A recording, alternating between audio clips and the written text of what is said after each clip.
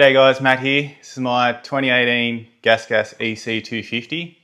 I've got about 700 hours now, mostly hard enduro. So what I'm going to do, I'm just going to go through kind of common issues with these bikes, what works, what I've done to it to make it kind of survive this long. Hopefully that'll help if you're looking to buy an old GasGas or the carbed Riehus. Let's get to it.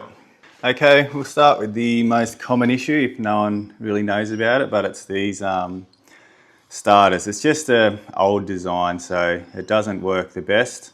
So what I've done, I've upgraded the battery to a anti-gravity YTZ7-8. I'm not sure if I can find them anymore, but if you can, they're a great battery, or any of the other anti-gravity sort of 240 cranking amp batteries would be good. Upgraded the wires, put an earth direct from the battery to the starter, and then upgraded from the battery to the relay down to the starter here with a thicker wire. And yeah, this is just a KTM one spun 180 degrees.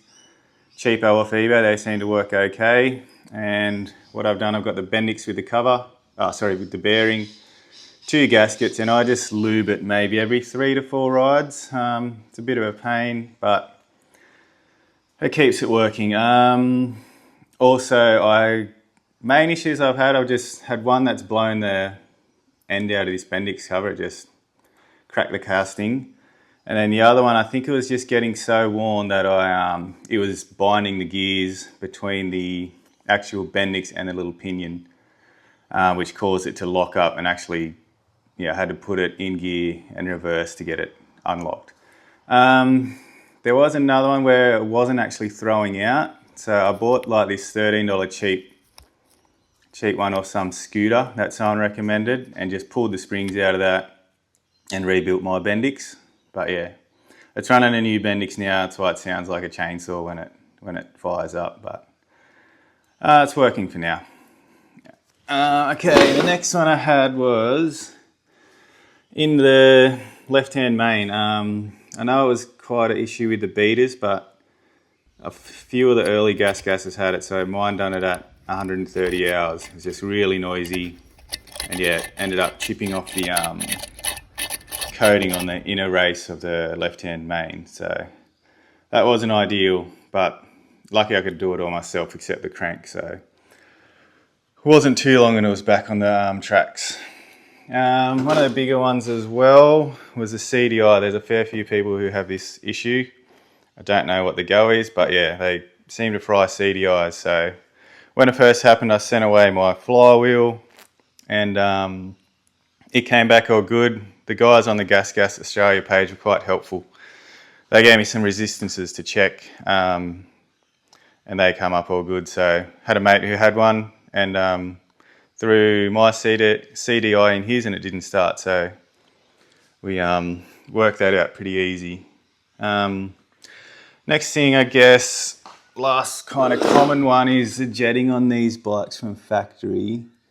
A lot of people don't like it. I was kind of lucky. I researched it beforehand and kind of sorted my jetting out as soon as I got it. And the only thing I've had to do is maybe some little air screw change, and I played with the pilot a little bit, but I ended up finalising my setup on a 45 pilot, a 175 main, an NEDW needle on the 3rd clip, and I usually run the air screw from maybe 1 1/4 to 1 1/2 or 1 3/4.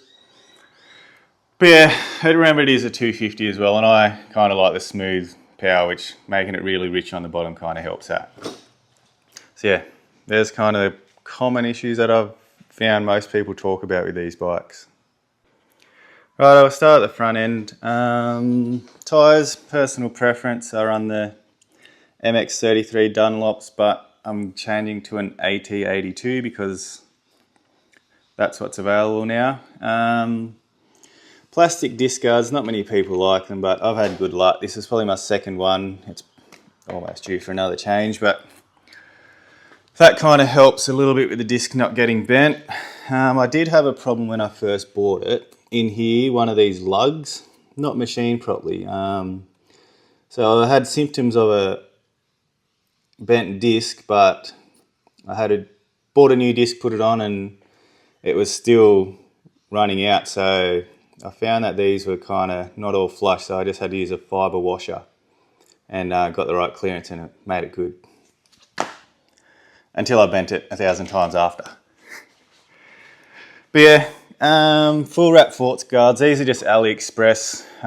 Same as any of the newer KTM or Huskies. They all fit. I used to have some 3D printed wear rings here, but they're kind of hard to get a hold of, so I just went back to these big thick zip ties. They help from rubbing your fork out of tubes, because any fork guards kind of put marks in them. KOB suspension, it's stock. Like, I've just put it on the standard settings from the menu ever since I've owned it, and I like it. It's pretty soft, but I know when I start pushing faster it gets a bit out of control, but I don't really do too much of that on this bike, so that's a good thing. Just change the oil and bushings and seals whenever you need to, so it's good. One other thing, they seem a lot sturdier than these WPs. In these I've got like one tiny dent in it, and it's like actually dented the outer tube, so when I do a fork rebuild it's actually quite hard to pull to separate the inner and outer because of that little dent inside. But these ones have, as you can see, cop fair beating, and these are still straight as. That's probably about it for the front end. Righto, the control situation, still the standard stop switch, but I've smashed these off quite a few times, so I've just went back to a cheap start and a manual fan, which is wired direct to the battery. No speedo. Unfortunately I smashed that off a long time ago, and the worst thing was it actually smashed the harness, so it was very expensive to replace. So I ended up buying a XC wiring harness online, and now it's just, yeah, pretty much just what the bike needs to run. It doesn't have any power, any other sensors or anything. So yeah, no speedo. I just run an hour meter now. But yeah, up here, if you're not running full wrap guards, definitely do the Teflon. That's the lever I put it when I first bought it. This is my second clutch lever, so I've just snapped one in 700 hours, so just make sure they can move. Really helps out. Throttle body, yeah, they're fine. This is a little trick I do. Just lock wire it into the housing on this side, so that way if you get a stick or a branch or anything caught in here, it's not going to pull and make the bike rev off its tits. It'll just, yeah, it keeps it secure in there. That's about it here. Another quick tip with your hand grips. I was running like real fat Torque 1, I think they were called, pillow top grips. They were like bigger than the Pro Taper ones. I thought, oh, that's going to give me lots of cushioning to stop my arm pump, but it's actually running the thinner grips. You're not gripping on something such as big, so I tend to have got lots of arm pump, but when I went to these ones, it's almost cured, so that might help anyone out if they're thinking the same as I used to. But yeah, these lock-on grips are great. Just can run them till they're pretty much plastic. Onto the body. Plastics are still the stock ones. They get trashed, so I just left them. I do have like a racing set, I guess you could call it, which I use every now and then with a new tank and new plastics. Yeah, gripper seat cover. This one's the one gripper. These work really well. This is only my second one, and it's been on for a fair while. Got a bit of a tear, but yeah, they hold up really well. Obviously a pull strap for pulling myself out of bad situations. This subframe here has probably been welded 3 times, thanks to Benny. Yeah, he's done a good job on it. I reinforced these because I know I broke that one twice. The other day I just broke one here when I went flying into a tree, so got that welded up again and good to go. Pipe and silencer. This is my second silencer. Yeah, just got a bit too bent out of shape from, I guess, landing on this side, bending it in, and tried to bend it back a couple of times and ended up cracking in here. So not too good. The pipe, if you get the old bikes, they used to come with this black pipe, so once I bent my silver one out of shape a fair bit, I was able to use this one, which is good. Just cut the cat out of it and it actually performs just the same, if not better. Yeah, I don't know if everyone else has this problem, but this mount in here I've had to weld a couple of times, just the vibration. Maybe the pipe's been bent and it's putting force on it, but yeah, welded that mount and that mount in there is actually still broken, so yeah. Just something to look out with these bikes. I feel like the mounts crack their welds pretty easy. Radiator braces, running AXP at the moment. I did have Cross Pro on there. They ended up quite bent out of shape, but the stock radiators and also these custom hardware ones, I think you can get them from MX Store, they can take a beating and still hold without leaking. The only thing I've had is like a stick puncture the bottom of that off, and then I think when they got really bent, this one over here started leaking, but I did a fair few quick steel jobs on that and finally replaced it. Radiator cap, this is a twin air isolate. It's just a bit of a higher pressure, so it doesn't boil over as easy. For these custom hardware braces, this is, I think it's off my old KX, so like a late 90s KX cap, because the stock cap doesn't fit on these radiators. When I was running the stock radiators, I had an AS3 2-bar cap as well. I was finding it was boiling a bit, but only when it's working really hard. I think that's all for that.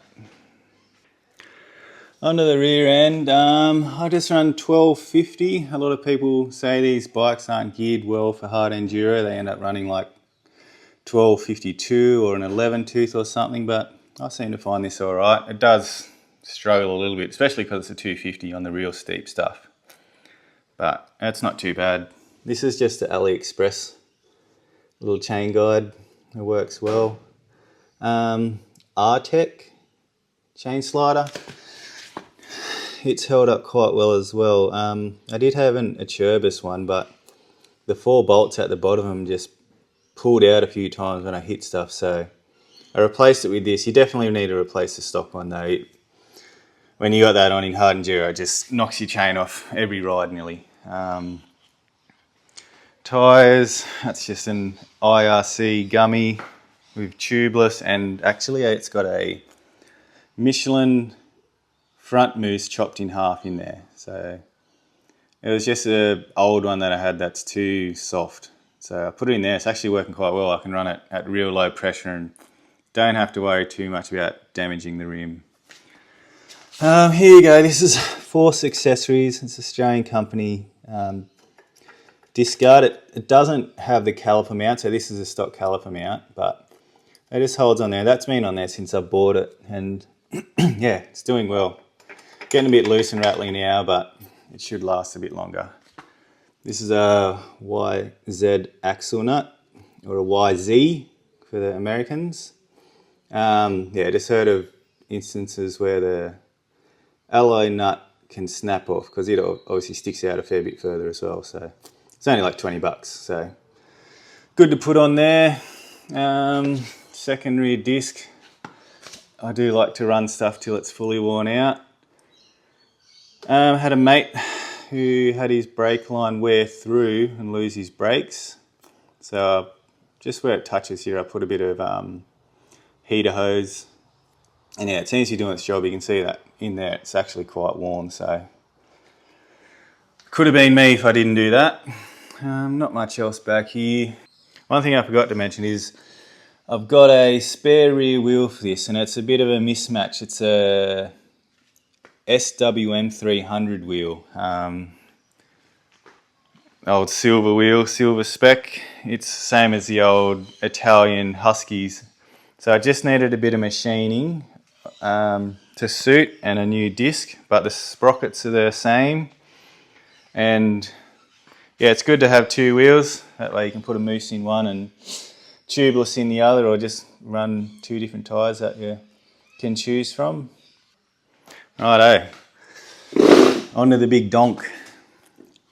We have a S3 head with a high compression insert. I was worried about the high compression, but it's actually performed really well, especially on the 250. It's like more power everywhere, and it only really, I think it bumped the compression up 10 to 15, but yeah, it definitely helped it run cooler and stop the pinging noise. I think when it gets hot, it sounds all funny, so yeah, it stopped that, which is really good. Still the stock cylinder. These cylinders, well, I've had quite good luck with mine. Every time I do a piston, it's still looks good. I can still even see the cross hatching, and it's got 700 hours, so pretty impressed by that. I made myself a power valve spacer. I think I've got 10mm spacer, maybe 6mm of gaskets, just in what's it called, puts more volume in there. Like I think you used to be able to buy them, and I remember watching videos of Ryehu testing with all different size ones, but it actually works, especially on a 250, just gives it a bit more bottom end and just smoothness. That accompanied with my power valve setting, which I actually played around with this a little bit when I first bought it. Ended up setting it on 1.5. I had it on 2.5 when I think first bought it, and 2, and it would just light up the rear end and be quite motocrossy.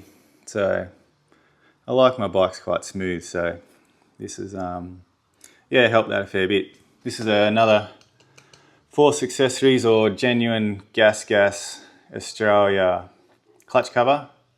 Taken quite a beating, so pretty happy with that one. Yeah, what else over here? Oh, the clutch.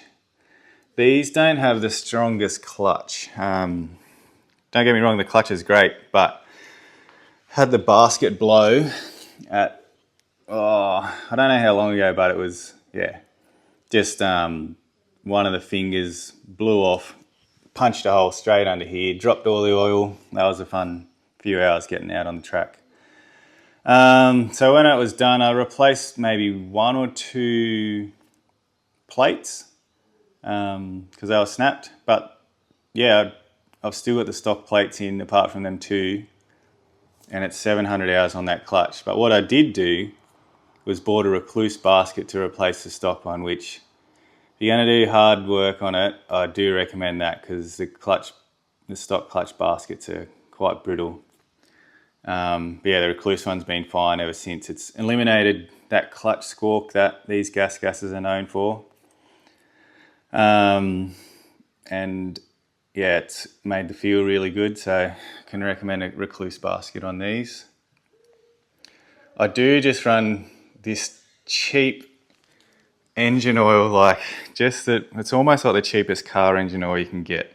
My mate put me onto it. He has like 800 hours on his Husky 300, so I started running it as well, and it's like you can probably get it on special for $25 for 5 litres, but I've been running that for probably the last 500 hours, and it's good. Like I've already went over the main bearing that happened. Something else on this side was the countershaft bearing, I think around 200 hours.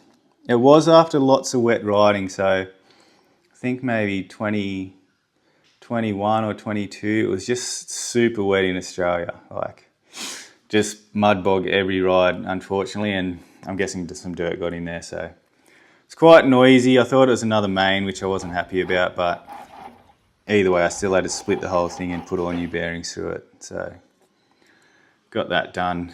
This mad thing here, yeah, obviously this copped a hit and smashed a hole through my ignition cover. So I just had some of this alloy laying around, so I just kind of cut and grinded and worked it out just with a burr and Sikaflexed it on, and it's probably been on there the last, probably same, about 500 hours, a few years. It's going well. It used to be nice, black and painted, but yeah, not anymore. Yeah, I went over the starter, Clutch, you probably should bleed the clutch on these a fair bit. I know mine kind of boils the fluid a bit when it gets hot, so just make sure you bleed the clutch every now and then, and you can just use any mineral brake fluid. So Magura Blood, I think that's recommended, but I've been using either Motorex, they've got a mineral fluid, or even go to your local pushy shop, and I think I got Maxima last time. It's a mineral brake fluid. I know some people try and convert them to .4, but it seems to work pretty good. I've had it maybe 4 or 5 times where it's boiled and it just loses fuel and just kind of have to baby it for a bit. Something else that happened down here as well, which I should have mentioned, is these gear shafts bend quite easy. So I've bent it a couple of times, but luckily just straightened it out with actually an old handlebar. Fits right over the end of that spline, and you just get it back. I did buy a spare one, but once I bent it back, I didn't worry. The good thing is though, these stock levers, they don't snap. Like this is only my second one in 700 hours, and I just run them till they're pretty well worn out. But I like the stock ones. I did buy an AS3 one and I gave it away because I didn't like it. What else was I saying? Oh, actually, with the gear stick, another common problem with these is they snap the selector spring. So it's not too big of a job, you just got to take this off, but yeah, it was a bit of a pain because it happened on the first morning of a 2-day ride. So I rode, on the second day, so I had to ride a full day with a snapped spring, so that was a bit interesting. When I pulled that off, I did find the plastic border pump gear had stripped a tooth as well, so I had to order one of those. It was quite a cheap part. It's maybe like $3 or $4, so might be good to have that in your spares kit. Same with one of these, as though I only did do that maybe a few months ago, but smashed the corner off, and you can still see in there's a bit smashed off, but it doesn't leak and it works all right. I did bypass the thermostat as well. If you're in Australia, I've got the part number here somewhere. From Super Cheap, it was like $12 for the replacement hose. These are just my spare hoses. I must have broke one, I don't even remember. Onto the bash plate. This is an AXP one. I've had 2 of these. They last ages. This one's obviously broken this wing, but yeah, they last really well. I think these and like the S3, any of those kind of 8mm ones are really good. I did have a Cross Pro for a little while and I found it pretty crap actually. I think it was only 6mm. The linkage bit flogged out and was like hanging down, and yeah, it wasn't very good. Another thing to do with these though, I don't know if you can see in here, there we go. Drill a hole and put a zip tie through the back here, because anytime you hit this, like if you roll back, hit a log or a rock on here, it can push the whole bash plate off and it'll just fall off. I think I actually might have a video somewhere of me riding up a hill, just cops a hit, the bash plate flies off. So I'll try and put that in if I can find it. This protection here, this is homemade. My mate made it for me. Used to be a bit of a work of art, but that's what a fair few hours do to it. 2 layers of fiberglass, and then I think about 5 layers of carbon fiber. So it's quite thick. It's probably like 5mm thick. So not much gets dented under there. But the bad thing about having a really solid one, it does bend the pipe here when it pushes in. So it bends it up and in around the frame, but it just means it leaks at the head every now and then, but I haven't had too much problem with it. Kind of the last random thing was I don't know if many people have had this, but snapped a Woodruff key. It was running really rough and backfiring actually when I was trying to bump start it. And my mate said to try the Woodruff keys because I thought it was going to be another CDI. But yeah, lucky was that. It was only $3 or $4, so got back running well. I think I went over the bash plate, but I'll throw a picture of the frame rails in because yeah, the frame I actually think it was when I had the Cross Pro brace. It was so thin and just, yeah. They don't look pretty, but you can't see them and it doesn't interfere with anything, so we'll leave it at that. Let's wrap this up. Would I recommend this bike? Yeah, definitely. Good suspension, feels good to ride.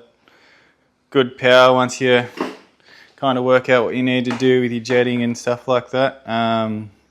Probably just do need a little bit of maintenance time in the garage though, like especially with the starter. Keep that lubed.